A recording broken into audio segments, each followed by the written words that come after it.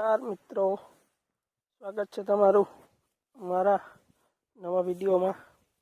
મિત્રો, વરસાદી વાતાવરણ થઈ ગયું છે। શિયાળામાં પણ હવે વરસાદ વરસવા માંડ્યો છે। સવારના અમારે છાંટા ખરે છે। આજુબાજુના વિસ્તારમાં મારેથી 100 કિલોમીટર દૂર દ્વારકા બાજુ, 150 કિલોમીટર દૂર પોરબંદર બાજુ સારો વરસાદ છે। મારે પૂરેપૂરું વરસાદી વાતાવરણ છે, તમે જોઈ શકો છો। હવાને એવા વાદળા છે સવારના। આગોતરા જીરામાં, પાયેલા જીરામાં નુકસાન થયેલું છે। વાતાવરણના હિસાબે ખરાબ થાય છે, જીરું બગડે છે। સુકારો આવવાનું બી પૂરેપૂરી છે। મિત્રો, તમારા વિસ્તારમાં કેવો વરસાદ છે તમે કોમેન્ટ કરો।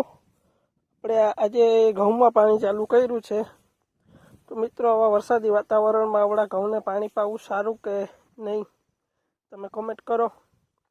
આપણે આજે બપોર બાદ માંડવીની બધું સમૂહ કરી અને પછી આપણે પાણી વારવાનું ચાલુ કર્યું છે ઘઉંમાં।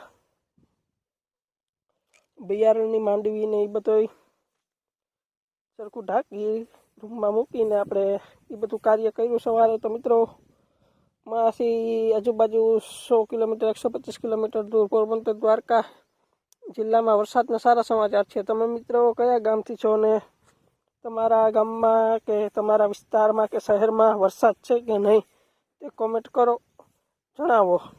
અને મિત્રો, આ છે આપણા ઘઉંને 1 મહિનાના 3-4 દિવસ થયા છે। આપણે થોડાક દિવસ પહેલાં વિડીયો મૂક્યો હતો કે 1 મહિનાના ઘઉં છે। તો મિત્રો, આજે આપણે આમાં ચોથું પાણી ચાલુ કર્યું છે।